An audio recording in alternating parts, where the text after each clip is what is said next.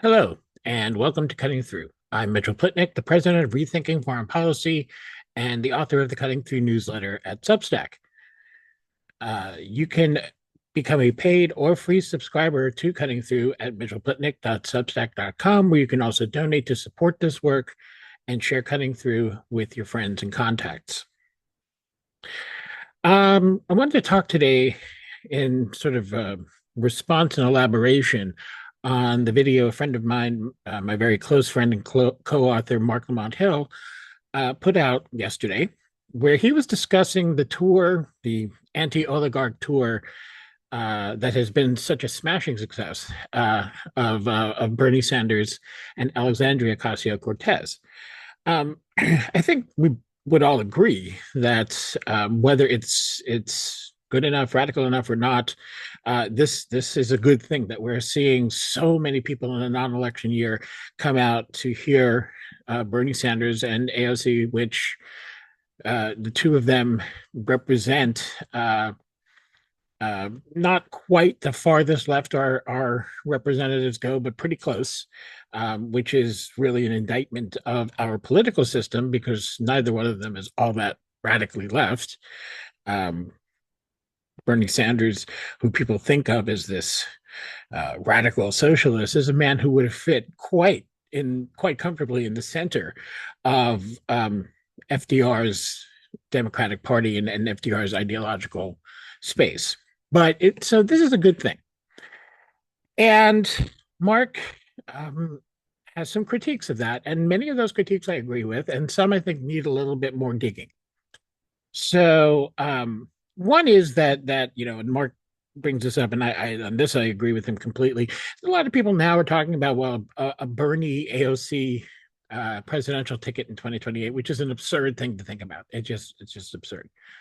It doesn't work. It makes no sense. Bernie is going to be what I think 86, 87 at the time. He's unelectable at this point. He wasn't unelectable when people like to say he was, and the Democratic Party worked overtime to convince people of the idea that he was. And of course, we can see quite clearly now that when that was really in full gear, which was 2016, they were dead wrong. Bernie's been one of the most active politicians over this time, and his health has, for the most part, been just fine. And so have his cognitive capabilities.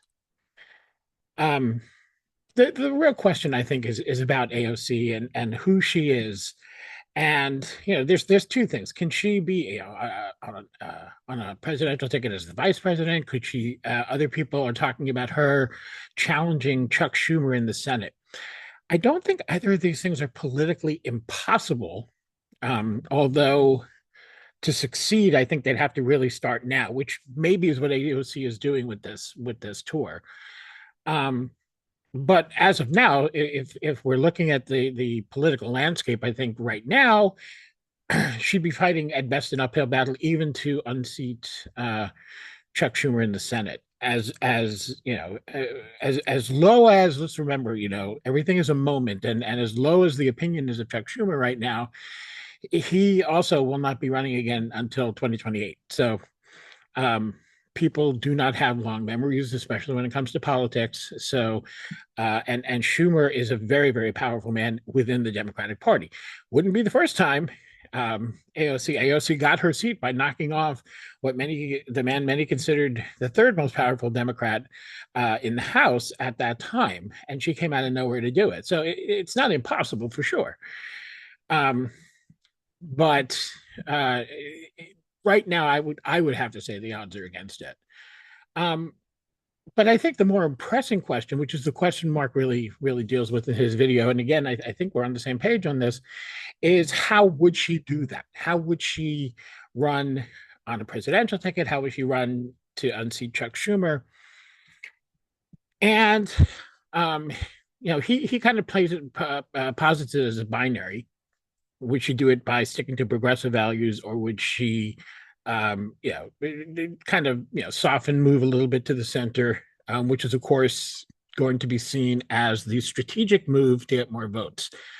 I think this whole kind of thinking this idea that moving to the center gets you more votes, I really have to wonder how many times it has to be proven wrong before all these idiot consultants that the Democrats are listening to, and before the Democratic Party itself learns that ain't working.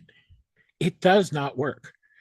That's not to say that by going left you win, you necessarily win every every election. I mean, you know, certainly the people who unseated Jamal Bowman and Cori Bush in the last election were not to the left of them. They were not coming out with a more radical message than those two. In fact, they were, definitely much more centrist. Um, but so it's not a simple formula. But this notion that going towards the center gets you these votes is so dead wrong in this day and age. It may have made some sense 30 years ago, 40 years ago. Um, I'm not sure it did even back then, but there was certainly it was a different political time. I was there and I was involved in politics at that time. So yes, it was a very different political time. And what we have now is a polity that is sick and tired of the status quo. And Democrats keep running to defend that status quo with perhaps a tweak here and a tweak there. Why are we better than Republicans? There it hasn't worked. I mean, I don't know how many times this has to happen. Even the 2020 election, the 2022 midterms, both of those came on the heels of the disaster that was COVID. I mean, you can't find, I don't think, you can find plenty of policy errors and stupid things that presidents have done in history. Trump literally cost hundreds of thousands, if not more than a million, American lives by his bungled handling of that pandemic. There isn't a doubt in my mind because I remember the polls. And I remember Trump's approval rating in 2019 before the pandemic hit. There isn't a doubt in my mind he would have been reelected if not for the pandemic. So and by 2022, so much of the Republican Party had been taken over by him, and I think they were still feeling the effects of that. And is that what we're going to turn to? Do we going to hope for another pandemic and another hundreds of thousands of people dying in order to defeat Republicans in the future? And indeed, that whole line of thinking, whether or not just the electoral process that we've known up until now is still going to be valid in 2028 is up for debate. I would say very much. So that is the question. AOC came on the scene, definitely talking a lot of working class values, and she hasn't completely abandoned those for sure. She's still part of the squad. She's still part of definitely the left wing of the party, although I think you can look at other party members. Mark identified, and I would agree again with this, Rashida Tlaib and Ilhan Omar as the conscience of the squad. And I definitely would say that they are more radical, more compassionate, more of the sort of people that I would want to follow, and that I think a lot of people would want to follow, than AOC, who has done some very, very good things, no question, but has also compromised in order to be more powerful in the party. Some people like that sort of thing, but I think we've seen over the years that playing politics like that is not helping politicians' popularity. The notion that what I'm suggesting here is that Democrats be more radical. That gets a lot of pushback. Well, if you're so radical, people, it's these radical ideas that people don't like. Radicalism certainly is not a death knell. Just look where we are. You don't get. I mean, what we're talking about in when we talk about radical progressivism, we are certainly not talking about anything even nearly as radical as what the Trump administration is right now. It comes into office, it completely ignores the court, it ignores Congress's constitutional powers. It, is disappearing people from campuses and in some cases from streets. It's rounding up people and putting them in gulags and concentration camps, essentially in foreign countries. when they have committed no crime. Uh, it is gutting entire agencies that are congressionally mandated and are congressionally funded, and it's just gutting them. These are, you can like those. I mean, you can be the sort of person that likes those moves, or you don't. But either way, they are certainly radical moves. We're no one on the left is suggesting things that are more radical than that. Just radical in a different way. Radical, I would say, in a more humanistic and positive way. Um, so this pushback that radicalism can't work, that it's terrible, it just isn't true. And I think what it mostly is, from my experience, is because I hear the people I hear this argument from tend to be people that have nice homes in the suburbs, not wealthy people, whatever, but people who are comfortable, not worried about where their next meal is coming from, have a nice house, nice neighborhood, good car, kind of living, some money in the bank account for a rainy day, that sort of thing. People who are privileged is who I'm hearing it from. Let me put it plainly. And um, those people are afraid of losing their privilege. And the truth is, I don't think they would, to be honest. What I think is that we'd have a lot more people that have those privileges. We are an extremely wealthy country. We have enough money for people to live, everybody to live pretty comfortably, and to be able to actually share that wealth with the rest of the world. But now we're getting into, uh, way, way farther down the road. But it is important, I think, to see. We have seen that radical candidates can win. But and here's where I depart, I think, a little bit from Mark, or at least from what Mark said in that video. I'll link to the video in the comments. Because one of the things Mark said is he's tired, and I understand this feeling for sure. He's tired of voting for the lesser of two evils. He's tired of voting for people who are uh, incrementalists, who are just who are not, and who are basically reformists, who are who may have some pretty good values, but their idea of change is to kind of tweak things and change things, but not to fundamentally alter them. And I agree with him that misses the point. We are not dealing with a problem of a policy that was wrong and led us to a bad place. We have structural problems in this country that we are not addressing.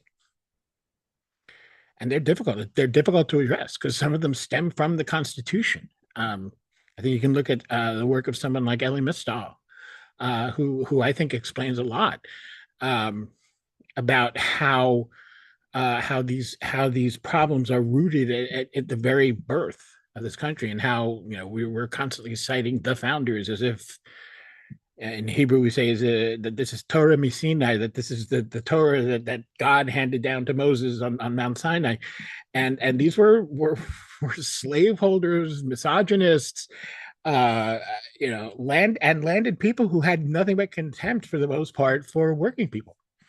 These are not the people we should be looking to guide our principles.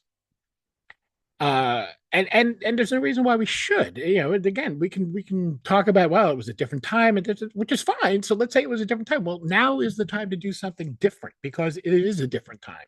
Exactly, kind of the point.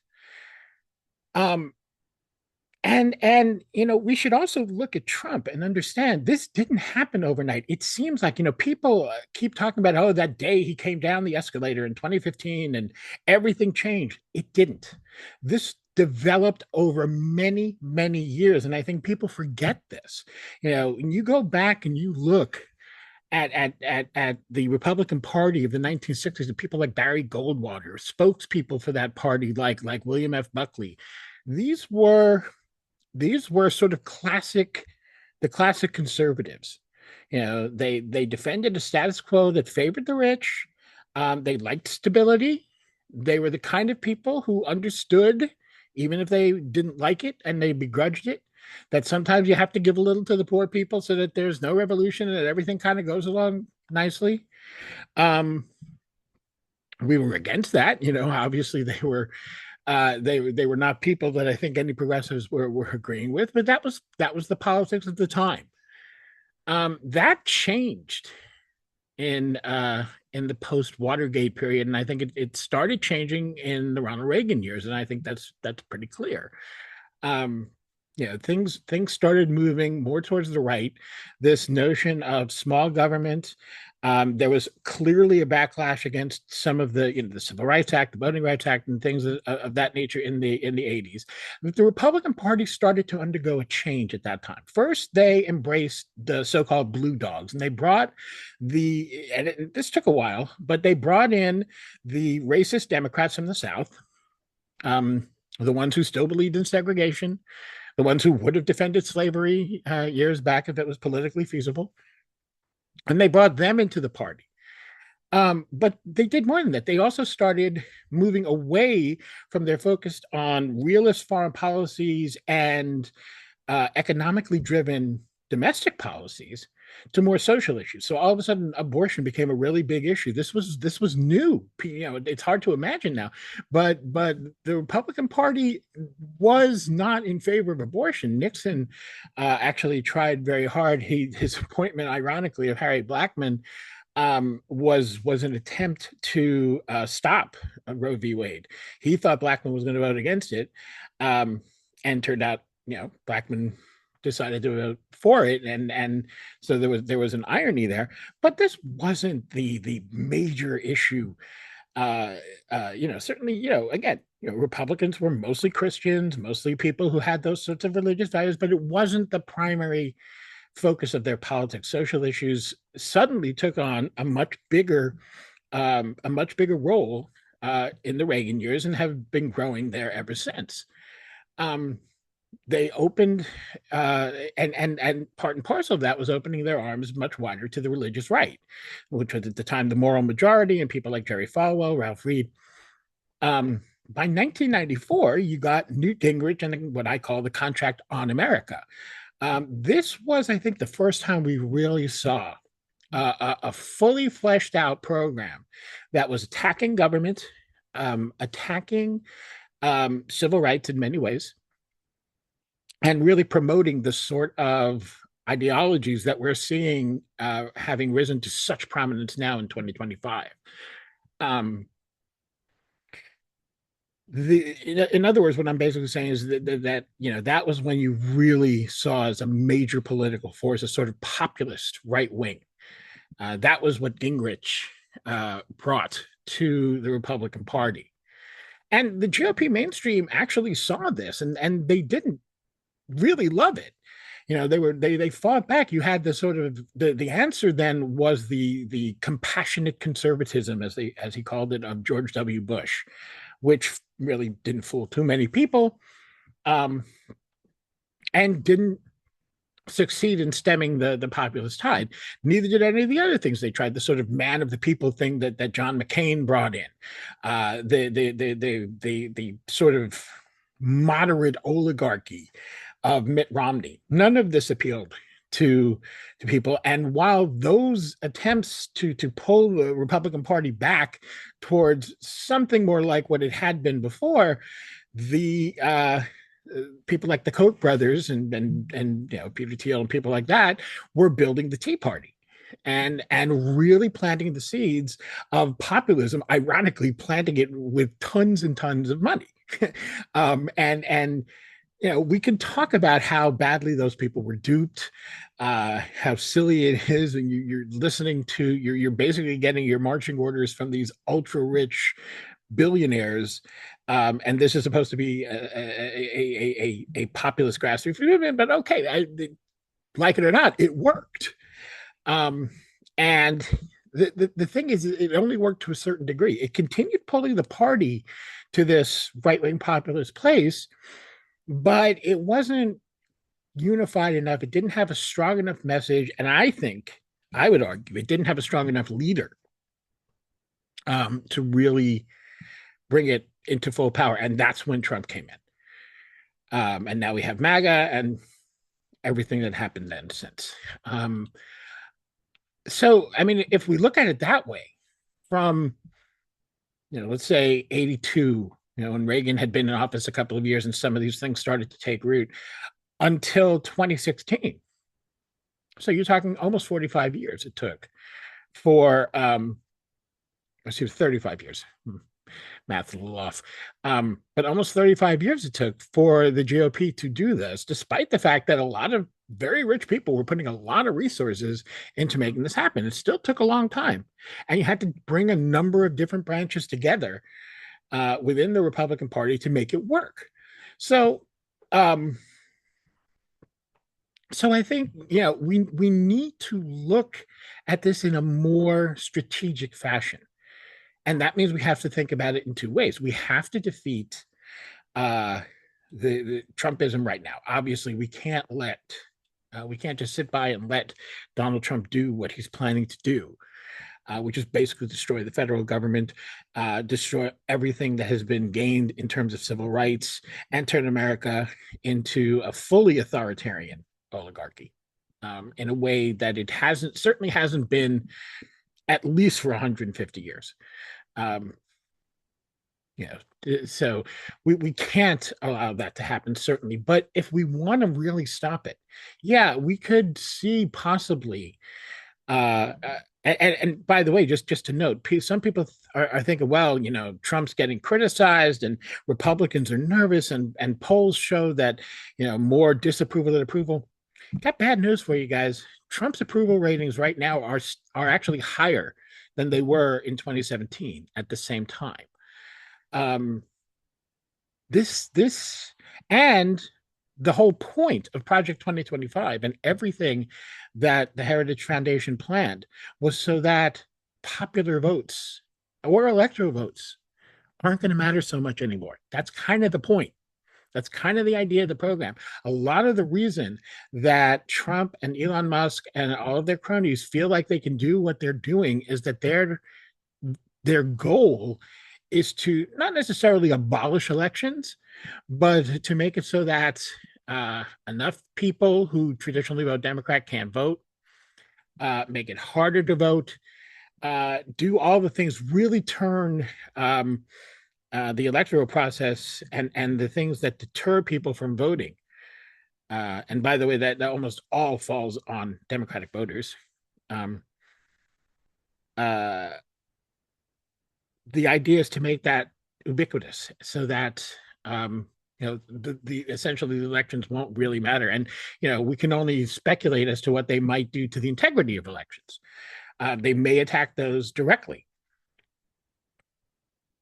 So we clearly need to take a stand of it. But the only way we're really going to stop that, even if we take back the White House, or I shouldn't say we, but the Democrats take back the White House in 2028, the in the end, we will still lose, and we will lose all over again if the only alternative to the fascist GOP is the Democrats as they are currently constituted.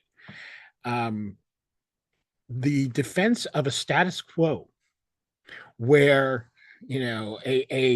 where people are told they have to vote for a candidate who was a full partner in genocide, has made some just horrible decisions and statements about people seeking asylum from other countries.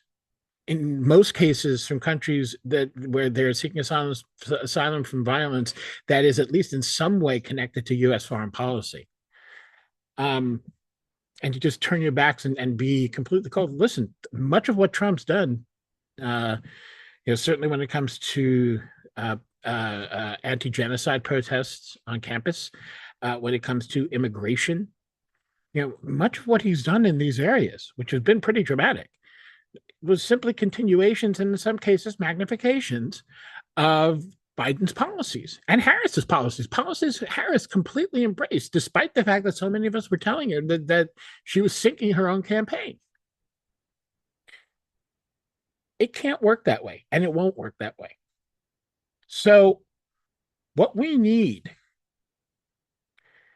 is we need that movement. We need a radical movement. We need to do, but we do need to be cognizant of the fact that people don't become radicalized overnight. It took 35 years to really radicalize enough of the GOP's base to get somebody like Trump into office. Trump would not have won an election There's a reason that in 2016, the other Republican candidates, until it was far too late, the other Republican candidates didn't take Trump seriously because they just figured he's a nut who's trying to run. Even he didn't think he was going to win. Um, it takes time to push a base to that kind of radicalism. We cannot, unfortunately, go out there and tell people, we need to do away with the police incarceration industrial complex. It scares the hell out of people when they hear that. They think that, oh, okay, so you're just going to remove all protection, and anybody who, the junkie down the street who needs, money for his next fix is just going to, feel very free to rob me or whatever. Um, that's why, you ask, why is it that on the one hand, those issues are led uh, by Black people, by people of color, and yet the people who oppose them, the voters who oppose them, are also people of color, as well as white people, of course, because that's always the case. Um, there's a reason. There's those people are the ones who are scared. Um, it's not that they don't understand that these systems are bad, but we need to educate people that there are other systems that can and do work. There are models in other places in the world. We need to bring that education in and bring them on. And I'm just using that as one example because it's the one particularly that conservatives, especially conservative Democrats, use to blast the left. But we need to build public support, just like the far right did. That's what they did. They built public support. They told people these things are possible. And it turned out, you know what? They were. It's possible to destroy U.S. aid. Here's an agency that does nothing but good. Well, shouldn't say that. they've been a front for U.S. intelligence in the State Department as well, but they do a lot of good in a lot of places. And most of the people who actually work there, who are just employees of that agency, are there to do good, including some that happened here in the United States. And that agency basically doesn't exist anymore. They're going to destroy the Department of Education. They haven't started the process yet, but I have no doubt that the Department of Labor is going to be next on their hit list at some point.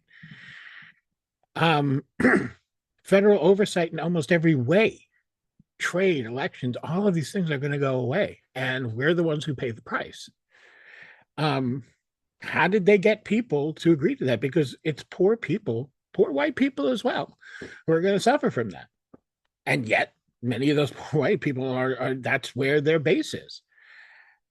We need to take the time to build that support. We need to bring in, as the far right did, people who it seems like don't really work. The Republicans were there were Republicans, and I remember this because I was there at the time. There were Republicans in the 1980s who were worried about bringing in the so-called moral majority.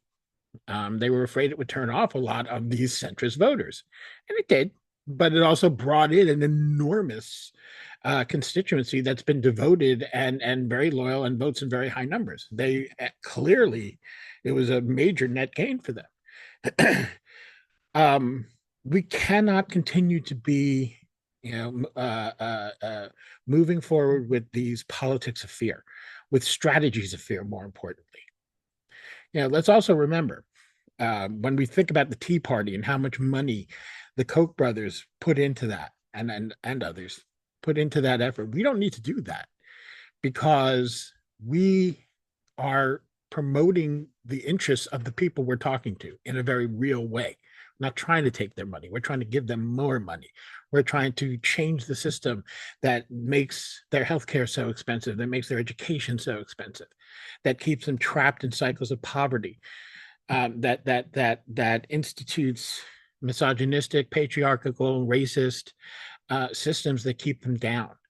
That's what we're doing. We don't need a ton of money to make it clear, but we do need better communication, and we need a better vision and a better plan to make these things happen.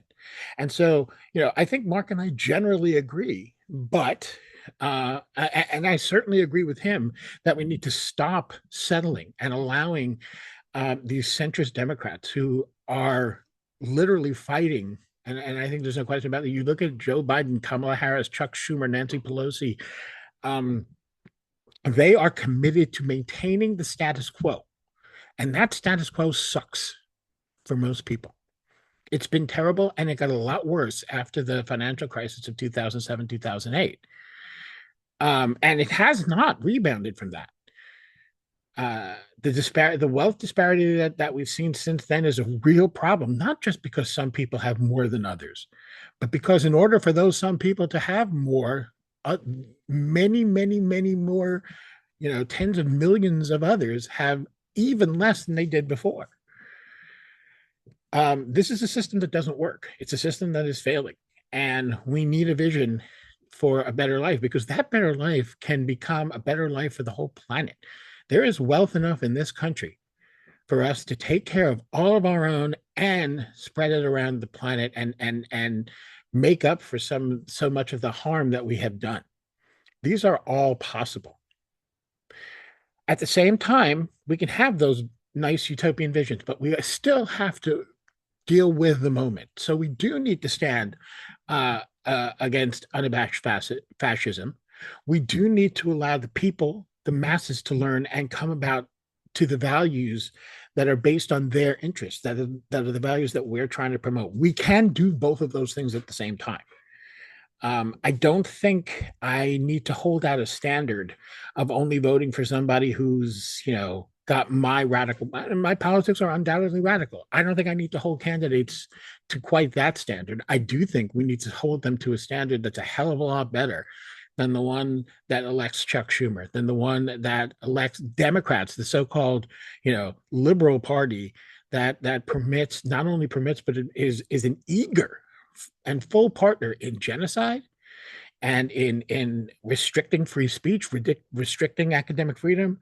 I mean, guys, look, we can blame Trump for this horrible crackdown, taking $400 million away from Columbia University, and threatening every institution of higher education, destroying the Department of Education. This is all stuff that happened, that started under Biden. The basic principle of saying you cannot criticize Israel, and if you do, we will do everything in our power to destroy your life. That's Biden's policy. Okay, Trump is just amplifying it. When we say, we don't care anymore, all this, give us your tired, your poor, your huddled masses, all of that stuff, we're not interested in that. In fact, we're so not interested in it that we won't even grant people asylum anymore. When we do that, that's not Trump. I mean, that was a big part of Biden's agenda. It was a big part of Barack Obama's agenda. So, we can't keep voting for these kinds of Democrats. We need, and I have so many times my social media posts have ended by saying, we desperately need a better alternative to the fascist GOP, and we do. But we don't get to good radical politics that really want to take on the fundamental problems of our system. We don't get there overnight. It does take time, and it does take some degree. We've compromised far too much on this. I completely agree with Mark, but it does take some compromise. We can't just hold to this standard, because that's how we alienate people, and that's how we don't bring people in.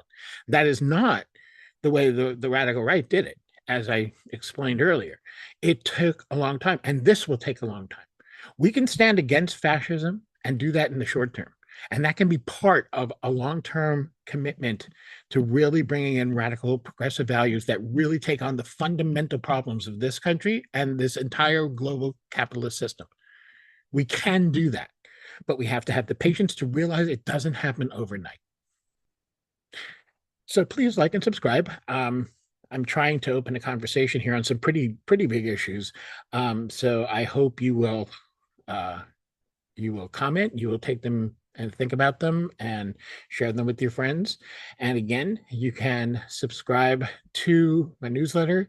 mitchellplitnick.substack.com is the location there. You can also keep up with my work at rethinkingforeignpolicy.org. Thanks a lot for listening.